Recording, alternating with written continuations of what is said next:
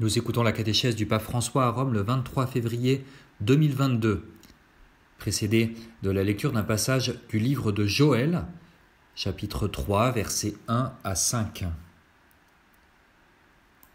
Le Seigneur dit : « Après cela, je répandrai mon esprit sur tout être de chair. Vos fils et vos filles prophétiseront, vos anciens seront instruits par des songes et vos jeunes gens par des visions. Même sur les serviteurs et sur les servantes, je répandrai mon esprit en ces jours-là. Quiconque invoquera le nom du Seigneur sera sauvé. » La parole du pape maintenant. Chers frères et sœurs, bonjour.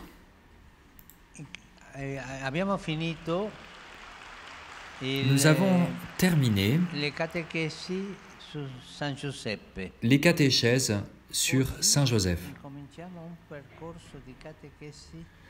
Nous commençons aujourd'hui un parcours de catéchèse qui recherche de l'inspiration dans la parole de Dieu sur le sens et la valeur de la vieillesse.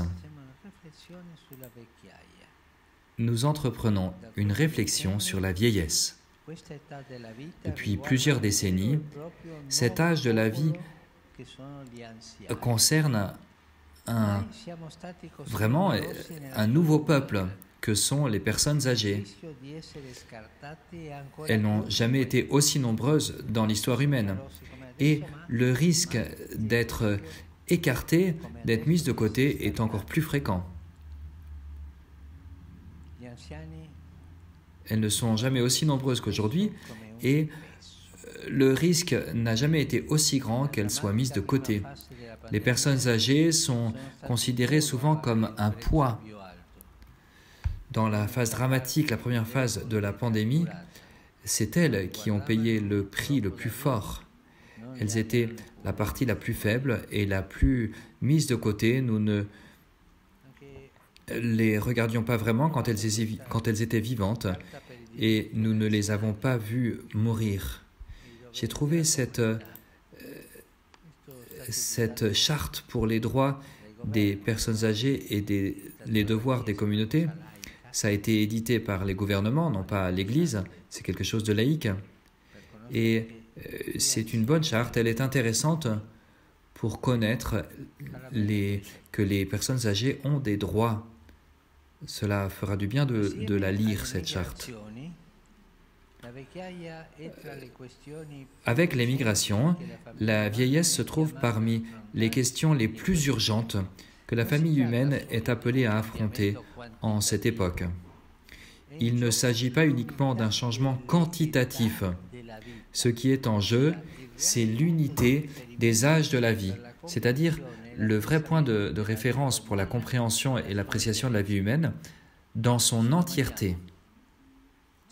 Nous nous posons la question, y a-t-il de l'amitié, y a-t-il une alliance entre les différents âges de la vie, ou bien est-ce que ce qui prévaut, ce sont la séparation et la mise de côté ?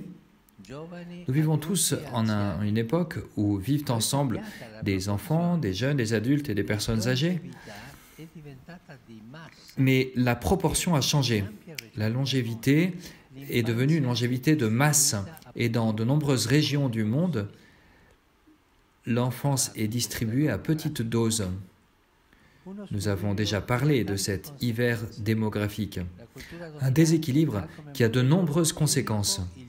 La culture dominante a pour modèle unique le jeune adulte, c'est-à-dire un individu qui se fait lui-même et qui reste toujours jeune. Mais il est vrai que la jeunesse contient le sens plein de la vie. Est-il vrai que c'est la jeunesse qui contient le sens plein de la vie, alors que la vieillesse n'en représente que la perte ? Est-ce vrai ? Est-ce seulement la jeunesse qui a le sens plein de la vie et la vieillesse serait comme le vide de la vie, la perte de la vie ? L'exaltation de la jeunesse comme le seul âge digne d'incarner l'idéal humain, uni au mépris de la vieillesse, considérée comme une fragilité, une dégradation, une incapacité, a été l'icône dominante des totalitarismes du XXe siècle. L'avons-nous oublié ?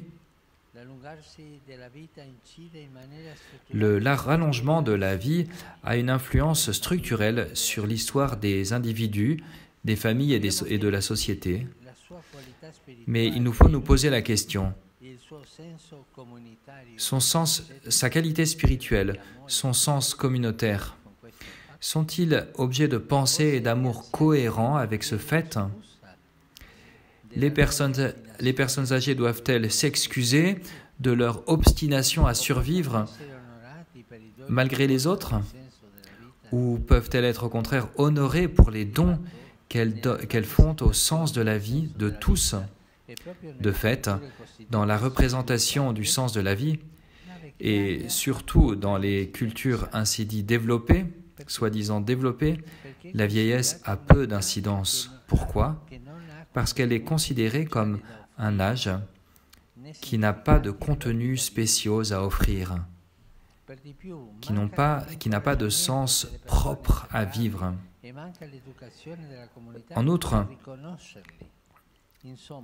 il manque l'encouragement des personnes à les chercher, il manque l'éducation de la communauté à les reconnaître.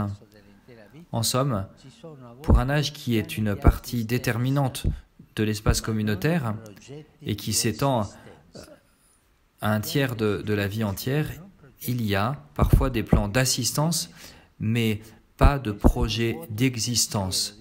Des plans d'assistance, oui, mais non pas des projets pour les faire vivre en plénitude. Et ceci, c'est un vide de pensée, d'imagination et de créativité. Dans cette manière de penser, ce qui crée le vide, c'est la personne âgée. Et ce qui est ancien, c'est comme une matière de déchet.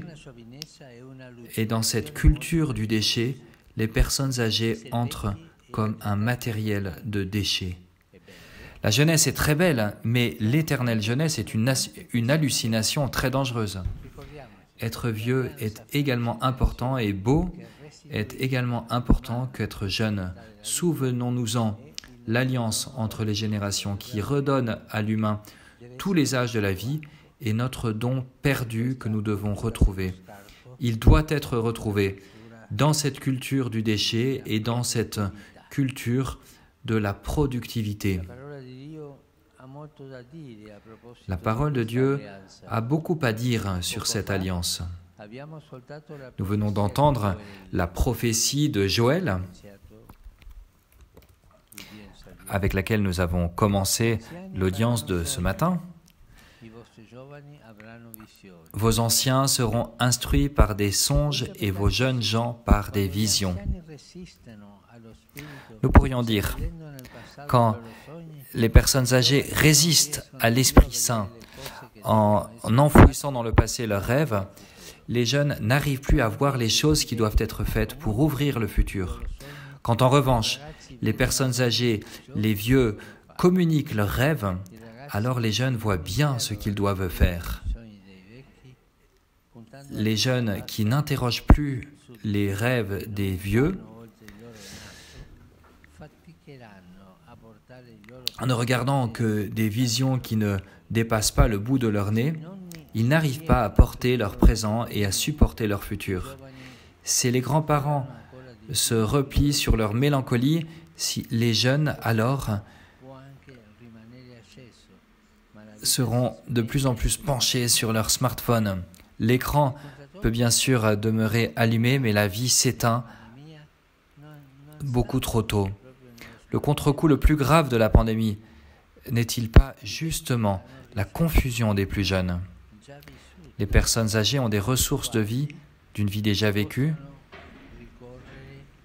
auxquelles ils peuvent avoir recours à tout temps, à tout moment.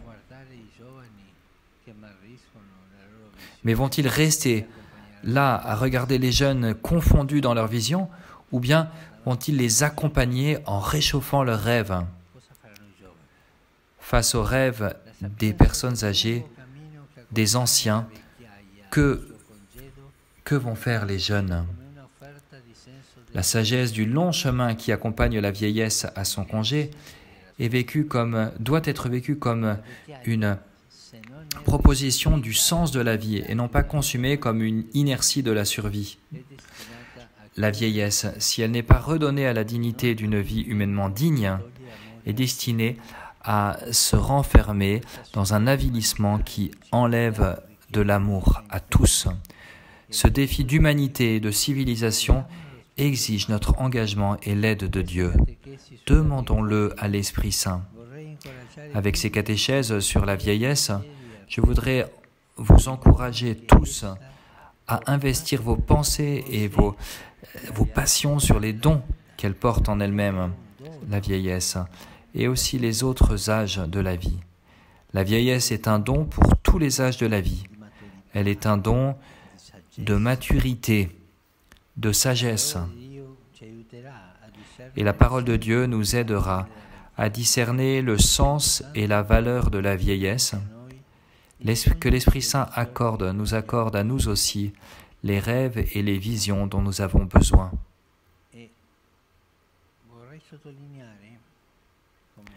Et je voudrais souligner, comme nous l'avons entendu dans la prophétie de Joël au début, que l'important n'est pas seulement que l'ancien occupe la place de sagesse qu'il a, d'une histoire vécue dans la société, mais aussi qu'il y ait un dialogue, une interaction avec les jeunes. Les jeunes doivent parler avec les anciens et les anciens avec les jeunes. Et ce pont sera la transmission de la sagesse dans l'humanité. Je formule le vœu que ces réflexions puissent être d'utilité pour nous tous, pour faire avancer cette réalité dont parlait le prophète Joël, que dans le dialogue entre les jeunes et les anciens puissent donner des rêves et les jeunes puissent les recevoir et les porter de l'avant. N'oublions pas que dans la culture familiale et sociale, les anciens sont comme les racines de l'arbre. Ils ont toute l'histoire là, en eux-mêmes. Et les jeunes sont comme les fleurs et les fruits. S'il n'y a pas de jus,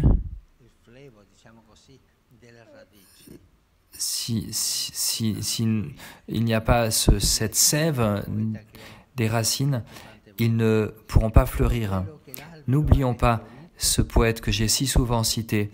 Tout ce que l'arbre a de fleuri vient de ce qu'il a d'enfoui. Tout ce qui est beau dans une société est le rapport avec les racines des anciens.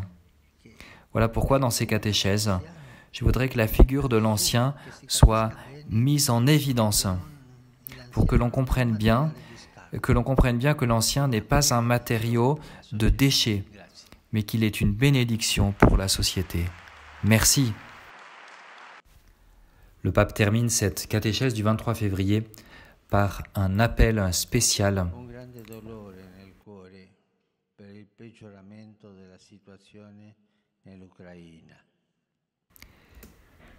J'éprouve une grande douleur dans mon cœur pour cette situation qui a empiré en Ukraine. Malgré les efforts diplomatiques des dernières semaines, nous recevons les nouvelles de scénarios de plus en plus alarmants.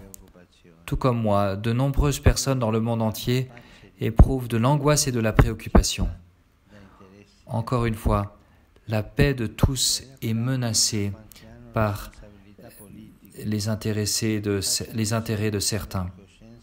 Et je voudrais en appeler à ceux qui ont des responsabilités politiques pour qu'ils fassent un sérieux examen de conscience devant Dieu, qui est le Dieu de la paix et non pas de la guerre, qui est le Père de tous et non pas seulement de certains, qui nous veut frères et non pas ennemis.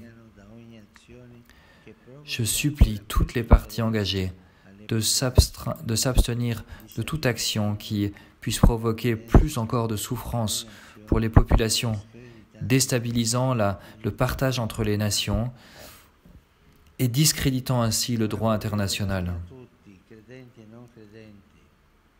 Et maintenant, je voudrais m'adresser à tous, croyants et non-croyants.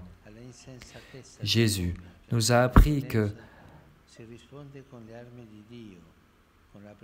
À l'insensé diabolique de la violence, on répond avec les armes de Dieu, avec la prière et le jeûne. Je voudrais vous inviter tous à faire du 2 mars prochain, le mercredi des cendres, une journée de jeûne pour la paix. J'encourage tout spécialement les croyants pour que ce jour-là, ils se consacrent intensément à la prière et au jeûne. Que la Reine de la paix préserve le monde de la folie de la guerre.